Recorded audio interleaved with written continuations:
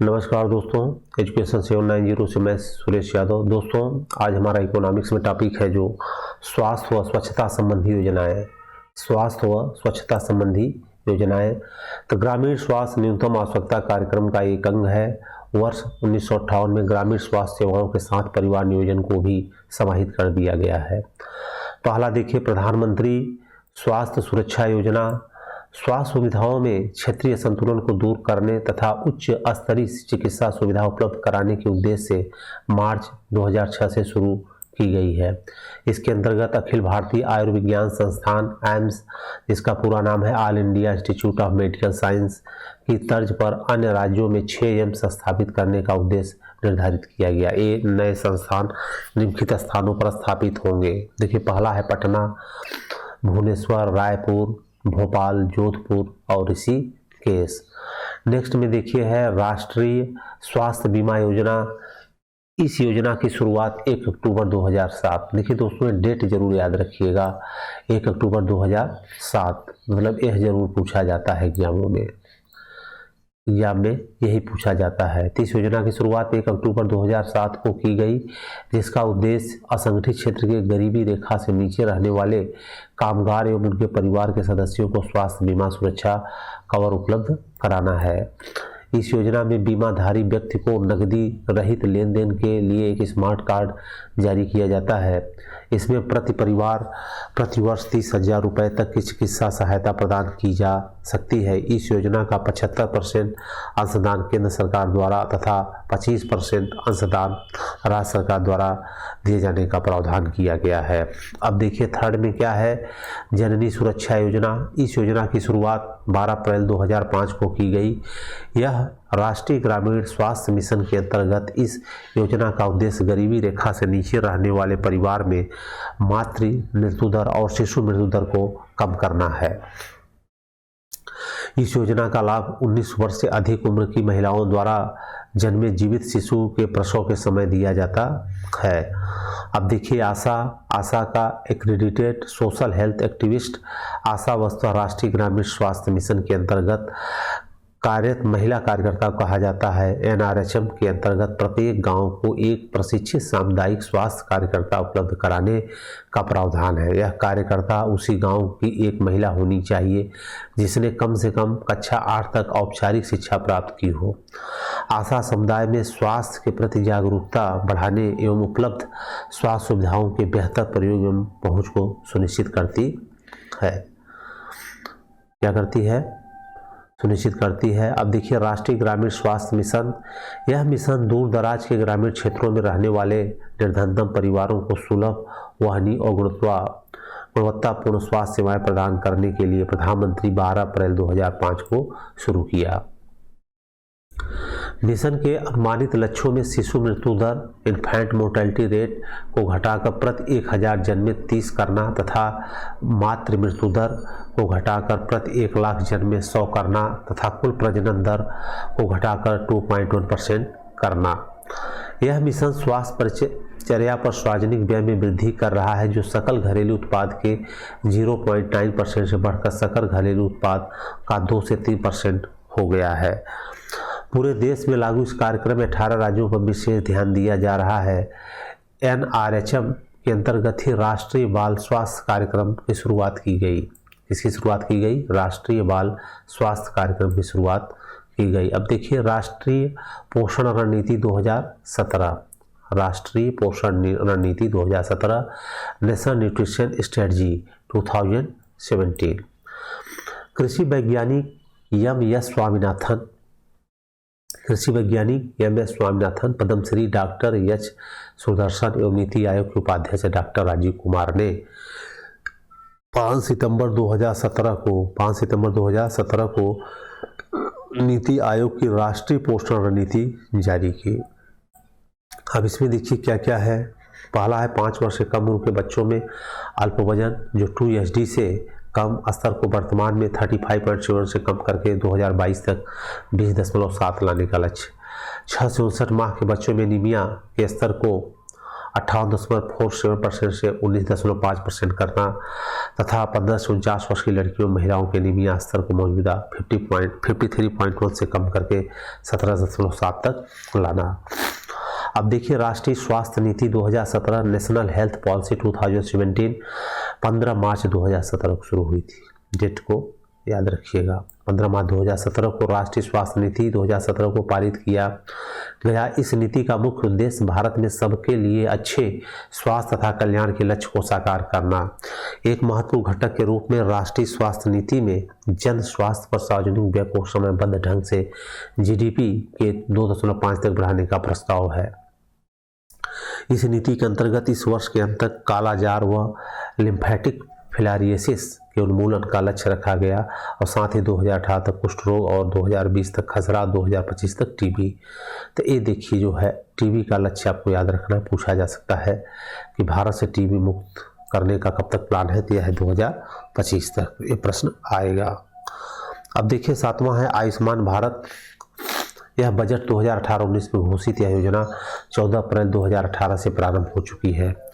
आयुष्मान भारत एक राष्ट्रीय स्वास्थ्य सुरक्षा योजना है। यह भारत के 10 करोड़ निर्धन एवं कमजोर परिवारों को 5 लाख रुपए प्रति परिवार प्रति वर्ष स्वास्थ्य बीमा प्रदान करेगी। इस योजना के अंतर्गत लगभग 50 करोड़ लोगों को लाभ पहुंचाने की संभावना है।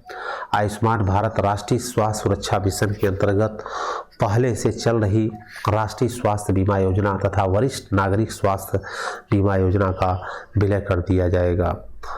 यह योजना केंद्र और राज्य दोनों के सहयोग से क्रियान्वित होगी। सामान्य स्थिति में केंद्र और राज्य की हिस्सेदारी 60-40 के अनुपात में होगी, जबकि पहाड़ी क्षेत्रों में 90-10 के अनुपात में होगी। ये इसका रेशियो याद रखिएगा।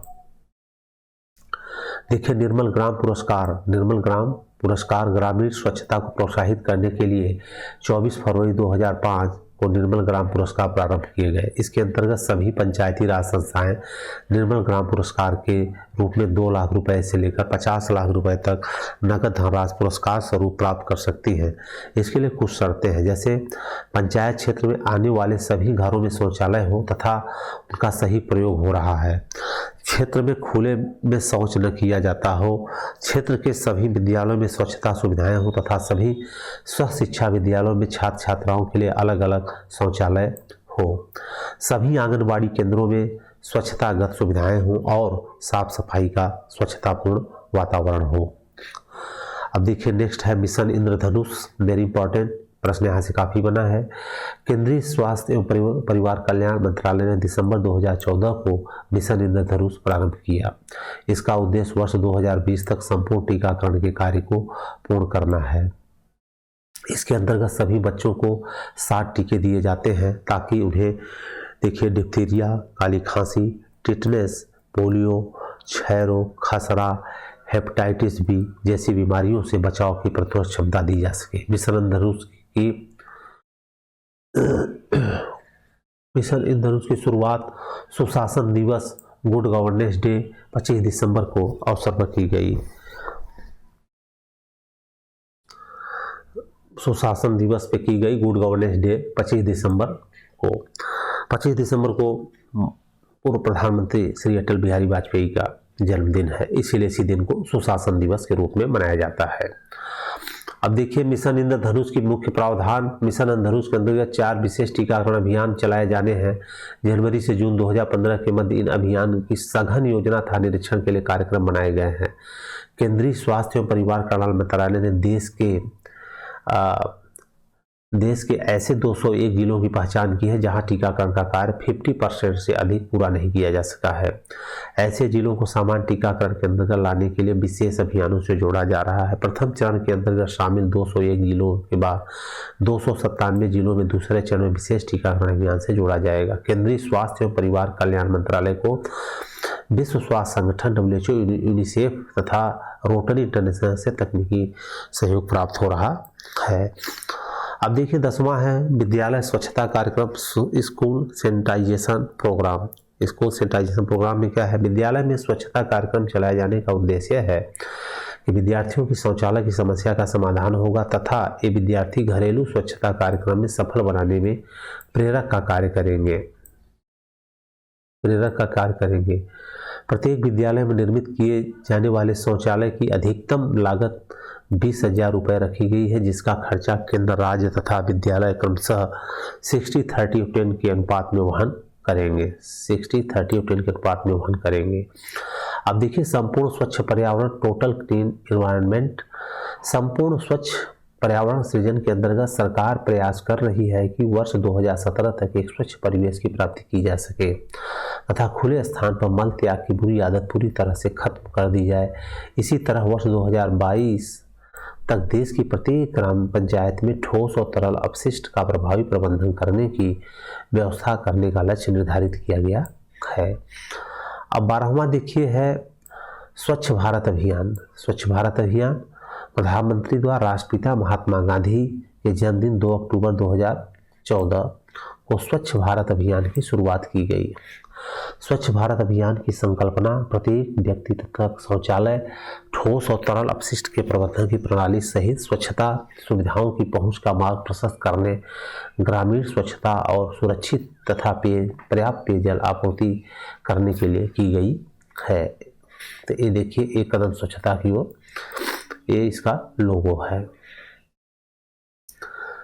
देखिए पेयजल और स्वच्छता मंत्रालय द्वारा इस कार्यक्रम का क्रियान्वयन किया जा रहा है। गांधी जी की 150वीं जयंती के अवसर पर 2 अक्टूबर 2019 तक स्वच्छ भारत अभियान के लक्ष्यों की प्राप्ति का लक्ष्य रखा गया है। रोजगार सृजन कार्यक्रम, एम्प्लॉयमेंट क्रिएशन प्रोग्राम।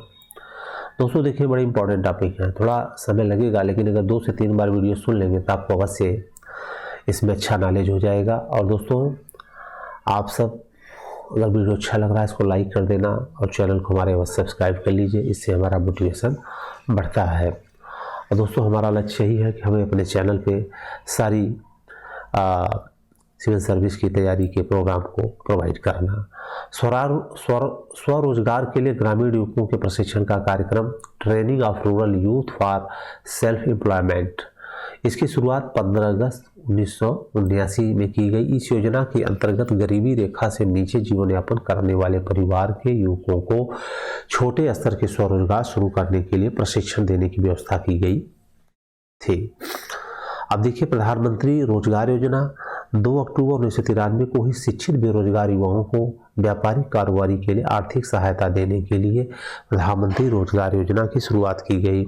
इसके अंतर्गत 18 से 35 वर्ष तक के युवाओं को जो 8वीं तक शिक्षित हों व्यापारिक कारोबार के लिए 1 लाख रुपए ऋण प्रदान करने की व्यवस्था की गई।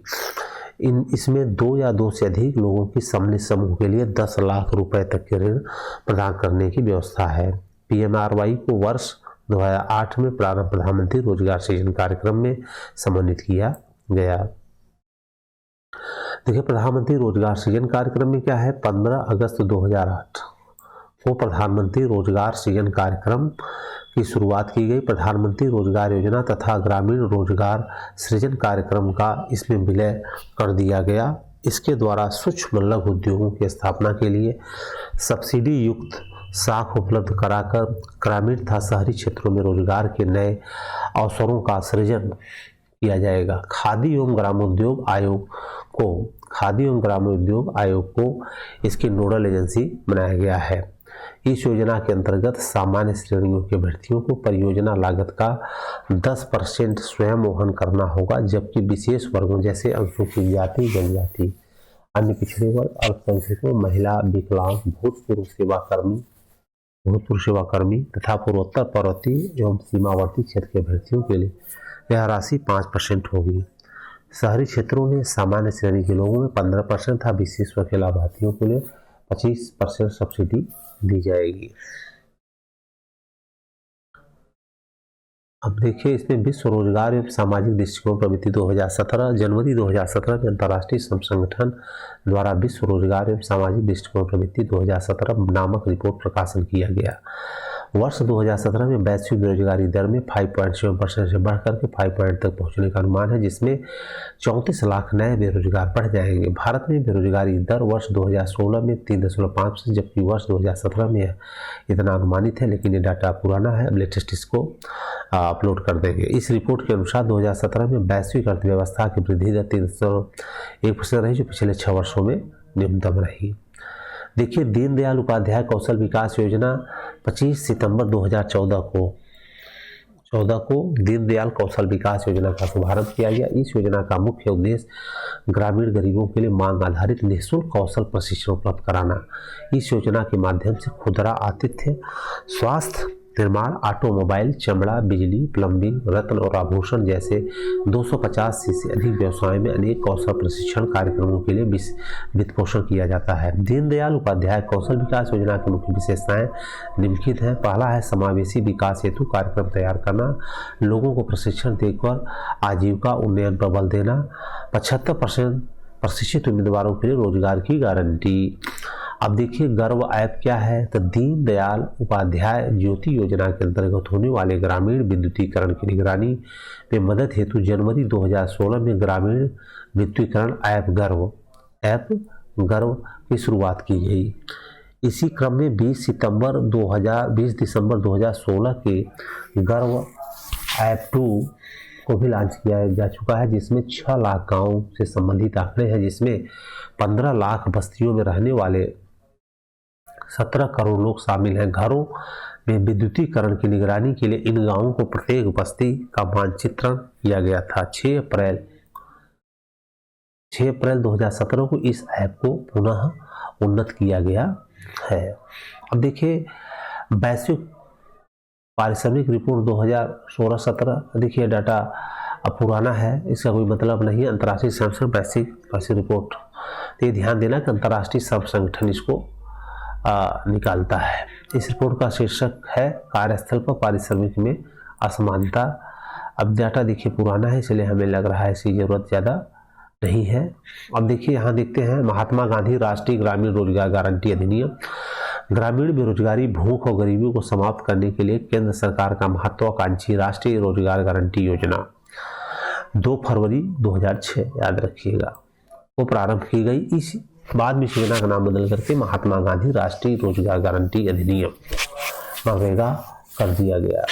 इस योजना के अंतर्गत 40 जिलों के ग्रामीण क्षेत्रों में प्रत्येक परिवार के एक सदस्य को वर्ष में कम से कम 100 दिन के लिए रोजगार की गारंटी दी गई। प्रारंभ में इस योजना को देश के 27 राज्यों में 200 चुनिंदा जिलों में कार्यान्वित किया गया है। इसमें सर्वाधिक 23 जिले बिहार के थे और 2008 में इस योजना को संपूर्ण देश में लागू कर दिया गया और इसमें काम के बदले अनाज योजना तथा संपूर्ण ग्रामीण रोजगार योजना का भी विलय कर दिया गया। महिलाओं के सशक्तिकरण के लिए इस योजना का 50% लाभ महिलाओं के लिए आरक्षित है। देखिए नेक्स्ट है जवाहर रोजगार योजना। जवाहर रोजगार योजना की शुरुआत अप्रैल 1989 में की गई थी। पंचायतों को इसके प्रशासक जिम्मेदारी सौंपी गई।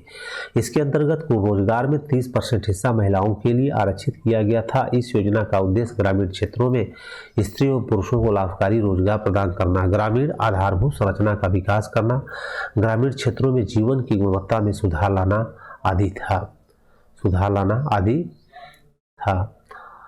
अब देखिए इसमें 1 अप्रैल 1989 को NREP national rural employment programme, RLEGP rural landless employment guarantee programme तथा जवाहरलाल नेहरू रोजगार योजना को जवाहर रोजगार योजना के साथ मिला दिया गया। अब देखिए संपूर्ण ग्रामीण रोजगार योजना में क्या है, तो इसमें देखिए रोजगार आश्वासन योजना और जवाहर ग्राम समृद्धि योजना को मिलाकर 25 सितंबर 2001 को यह योजना प्रारंभ की गई। इसका उद्देश्य ग्रामीण क्षेत्रों में खाद्य सुरक्षा के साथ साथ दैनिक रोजगार के अवसरों में वृद्धि करना था। इस योजना में व्यय की जाने वाली धनराशि केंद्र और राज्य सरकारों द्वारा 75-25 अनुपात में वहन किए जाने का प्रावधान था। बाद में इस योजना को मनरेगा के अंतर्गत शामिल किया गया। किसके अंतर्गत? मनरेगा के। अब देखिए स्वर्ण जयंती ग्राम स्वरोजगार योजना। यह योजना ग्रामीण गरीबों के लिए अप्रैल 1999 को प्रारंभ की गई। इस योजना का उद्देश्य ग्रामीण क्षेत्रों में भारी संख्या में लघु उद्योगों की स्थापना करना तथा 6 योजनाएं का विलय हुआ जो निम्न है। जैसे देखिए समन्वित ग्रामीण विकास कार्यक्रम IRDP, इसके फुल फॉर्म जरूर दोस्तों ध्यान रखिएगा, जैसे इंटीग्रेटेड रूरल डेवलपमेंट प्रोग्राम। फिर देखिए स्वरोजगार के लिए ग्रामीण युवाओं का प्रशिक्षण, TRYSEM training of rural youth for self employment. फिर ग्रामीण क्षेत्र में महिला एवं बाल विकास कार्यक्रम में development of women and children in rural areas DWCRA। ग्रामीण दस्तकारों को उन्नत औजारों की किट आपूर्ति कार्यक्रम, गंगा कल्याण योजना और 10 लाख कुआं योजना, ये सब 1989 के हैं जो अब बहुत पुराने हो चुके हैं। इस योजना को वर्ष 2011 में से राष्ट्रीय ग्रामीण आजीविका मिशन NRLM के रूप में पुनर्गठित कर दिया गया। अब देखिए राष्ट्रीय ग्रामीण आजीविका मिशन, दोस्तों टॉपिक बड़ा है लेकिन इसको आपको ध्यान से देखना है क्योंकि लक्ष्य अगर बड़े हैं तो संघर्ष भी करना पड़ेगा। राष्ट्रीय ग्रामीण आजीविका मिशन की शुरुआत 2011 में ग्रामीण विकास मंत्रालय द्वारा की गई। इस योजना का उद्देश्य 2024-25 तक सभी ग्रामीण परिवारों को संगठित करना, उन्हें लगातार तब तक संपोषित करना और सहायता देना जब तक वे गरीबी की दयनीय स्थिति से बाहर नहीं आ जाते। यह कार्य योग्यता पर आधारित स्वयं सहायता समूह में प्रत्येक परिवार से एक महिला को शामिल करके तथा गांव में उनके संघ बनाकर अधिक उच्चतर स्तर पर क्रियान्वित किया जाएगा। अब देखिए नेक्स्ट है ग्रामीण क्षेत्रों में निर्धनता निवारण के लिए राष्ट्रीय ग्रामीण आजीविका मिशन की शुरुआत 3 जून 2011 को राजस्थान के बांसवाड़ा जिले में की गई। कहाँ की गई? बांसवाड़ा जिले में। इस मिशन के अंतर्गत ग्राम स्तर पर स्वयं सहायता समूहों को संघों के रूप में संगठित करके उनके माध्यम से लाभप्रद स्वरोजगार के अवसर उपलब्ध कराना प्रमुख लक्ष्य है। अब देखिए 6 मई 2013 को NRLM के मानकों को अधिक लचीला बनाया गया। ये परिवर्तन निम्नलिखित है। अब गरीबी रेखा से नीचे BPL का प्रावधान NRLM में समाप्त हो गया तथा इसे सभी के लिए विस्तृत कर दिया गया। 150 जिलों में महिला स्वयं सहायता समूहों को बैंकों द्वारा अब 7% ब्याज पर ऋण दिया जाता है। भारत की बाजार ब्याज दर तथा सस्ती दर से के ब्याज का अंतर वहन केंद्र सरकार करेगी। योजना के अंतर्गत मुख्य उद्देश्यों में गरीबी को आर्थिक स्थिति में सुधार हेतु वैकल्पिक अवसर उपलब्ध कराना, स्वरोजगार में सहायता देना, समूह व संकुल आधारित गतिविधियों को प्रोत्साहन देना व उत्पादों के विपणन के अवसर उपलब्ध कराना शामिल है। योजना में कौशल निर्माण और नियोजन परियोजनाओं पर विशेष ध्यान देने के लिए आवंटित धनराशि मात्रा में वृद्धि की गई है। अब देखिए नेक्स्ट है खादी गांव परियोजना। तो ग्रामीण इलाकों में रोजगार को बढ़ाने, ग्रामीण गरीबी को कम करने और ग्रामीण से नगरी की ओर बढ़ रहे पलायन को रोकने के उद्देश्य में खादी और ग्रामोद्योग आयोग द्वारा खादी गांव नामक परियोजना शुरू की गई। परियोजना के अंतर्गत आयोग खादी, कताई और अन्य कुटीर उद्योगों के माध्यम से आत्मनिर्भर होने के इच्छुक व्यक्तियों का चयन करेगा और उन्हें आवश्यक सामग्री के साथ बुनियादी प्रशिक्षण भी प्रदान करेगा। इस योजना के तहत प्रत्येक राज्य से 5 गांवों का चयन किया जाएगा तथा 1 वर्ष में उन्हें खादी गांव के रूप में विकसित किया जाएगा। अब 13वां देखिए है रोशनी योजना। इस योजना का उद्देश्य वामपंथी उग्रवाद लेफ्ट विंग एक्सट्रीम से प्रभावित 24 जिलों के ग्रामीण युवाओं के लिए नियोजन से जुड़े कौशल विकास की सुविधा उपलब्ध कराना है। अब देखिए उम्मीद व हिमायत। जम्मू कश्मीर के ग्रामीण क्षेत्रों में महिला सशक्तिकरण के लिए उम्मीद और युवाओं को रोजगार एवं क्षमता निर्माण के लिए हिमायत कार्यक्रम को प्रारंभ किया गया। कौन सा कार्यक्रम? हिमायत। तो अब देखिए उन्नत भारत अभियान। ग्रामीण विकास को बढ़ावा देने वाली प्रौद्योगिकियों के विकास हेतु केंद्र सरकार के मानव संसाधन विकास मंत्रालय के तत्वाधान उन्नत भारत अभियान शुरुआत किया गया। इसकी वेबसाइट 11 नवंबर 2014 को राष्ट्रीय शिक्षा दिवस के अवसर पर जारी की गई। कब की गई? 11 नवंबर को। देश के सभी भारतीय प्रौद्योगिकी संस्थानों IITs, Indian institute of technology याद रखिएगा, भारतीय प्रौद्योगिकी संस्थान व राष्ट्रीय संस्थानों NITs के सहयोग से इस अभियान को संचालित किया जाएगा। इस अभियान के अंतर्गत गांवों के त्वरित विकास के लिए प्रौद्योगिकियों का निर्धारण भारतीय प्रौद्योगिकी संस्थानों द्वारा किया जाएगा। प्रत्येक IIT अपने आसपास के 10 गांवों को चिन्हित कर इन्हें सर्वांगीण विकास के लिए प्रौद्योगिकी का विकास करें। अब देखिए लक्ष्य रखा गया था। ये दोस्तों ये बड़ी इंपॉर्टेंट है, इसको आज समझ सुनते जाइए, 2 से 3 बार सुनेंगे, सारी चीज़ें आपके दिमाग में बैठ जाएंगी। देखिए जैविकी उपजें, ग्रामीण ऊर्जा प्रणालियों के विकास, ग्रामीण औद्योगिकीकरण, उद्यम विकास आदि के साथ साथ पेयजल, सैनिटेशन, कम बजट वाले घरों का निर्माण आदि के लिए प्रौद्योगिकी का विकास एवं प्रसार इस अभियान के तहत किया जाएगा। अब देखिए यहाँ पे है सोशल सिक्योरिटी प्रोग्राम, सामाजिक सुरक्षा कार्यक्रम या योजनाएं। अब इसमें देखिए पहला है प्रधानमंत्री जन सुरक्षा योजना। 9 मई 2015 कोलकाता में सामाजिक सुरक्षा के उद्देश्य से प्रधानमंत्री जन सुरक्षा योजना प्रारंभ की गई। इन महत्वपूर्ण योजनाओं को आरंभ करने की बात आम बजट 2015-16 में की गई थी। इन योजनाओं में 1 जून 2015 से लागू किया गया। इसके अंतर्गत निम्न 3 योजनाएं। पहला देखिए प्रधानमंत्री जीवन ज्योति योजना, दूसरा प्रधानमंत्री सुरक्षा बीमा योजना और तीसरा अटल पेंशन योजना। तो ये 3 पॉइंट को आप याद रखिएगा। दोस्तों देखिए प्रधानमंत्री जीवन ज्योति बीमा योजना, इस योजना का उद्देश्य लोगों की सस्ती दर पर जीवन बीमा का लाभ देना, जो कम से कम प्रीमियम में लोगों को पारिवारिक सुरक्षा लाभ देने में सक्षम हो। इस योजना के अंतर्गत सभी बचत बैंक खाता धारक जिनकी 18 से 50 वर्ष के मध्य हो लाभ अर्जित कर सकते हैं।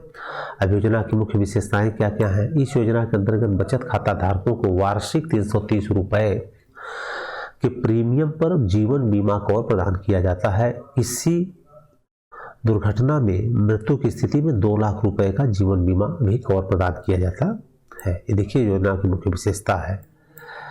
अब देखिए इसमें क्या है कि इस बीमा के पात्र व्यक्ति के खाते में स्वतः डेबिट सुविधा द्वारा प्रीमियम जमा कर लिया जाएगा। सरकार ने भारतीय जीवन बीमा निगम के साथ अन्य निजी बीमा कंपनियों को इससे जुड़ने के लिए कहा है।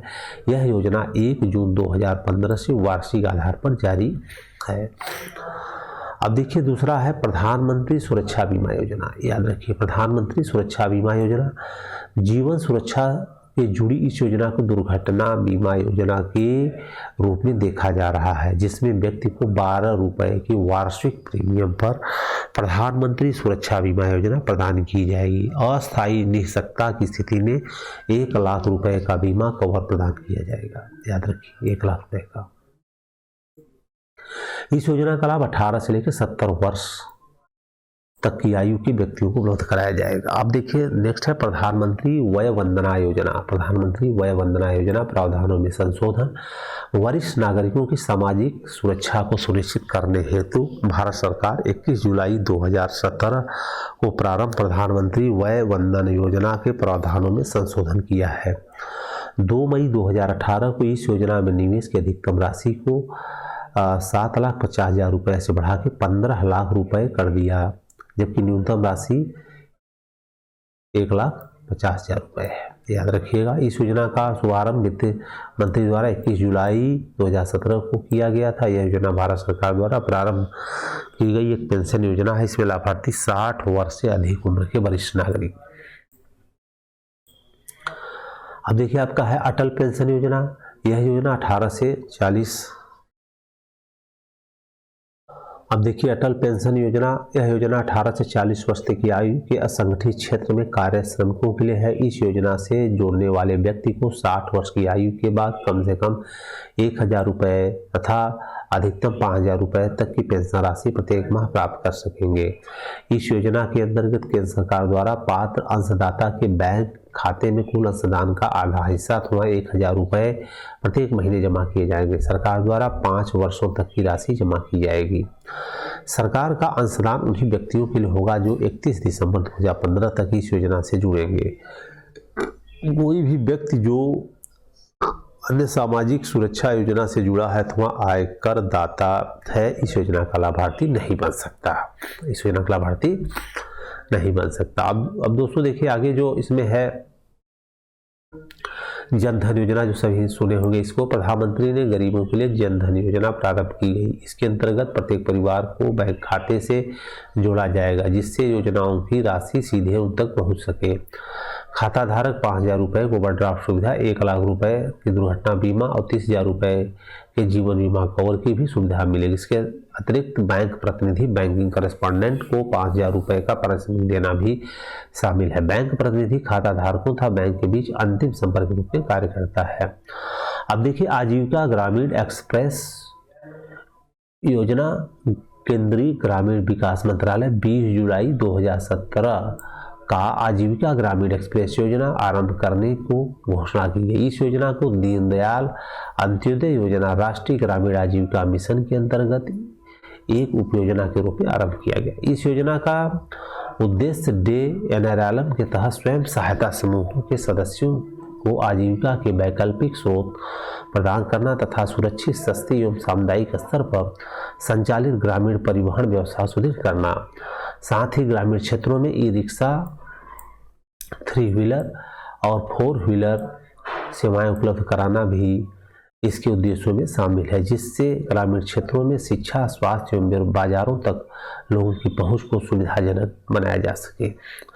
इस योजना को 2017-18 से 2019-20 तक 3 वर्षों का अवधि के लिए पायलट आधार देश को 2050 के इलाकों में लागू किया जाएगा।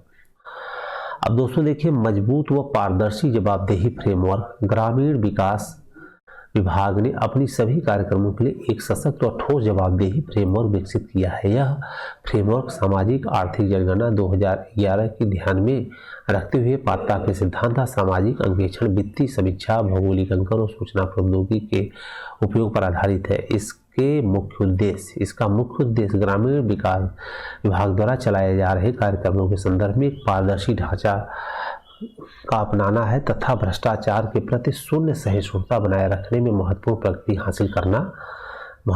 हासिल करना है। तो दोस्तों देखिए, आज के लिए बस इतना ही। और दोस्तों अगर वीडियो अच्छा लगा है तो इसको आप सब लाइक कर देना और हमारे चैनल को अवश्य सब्सक्राइब कर ले। दोस्तों अगर कोई गलती होगी तो उसे क्षमा करना।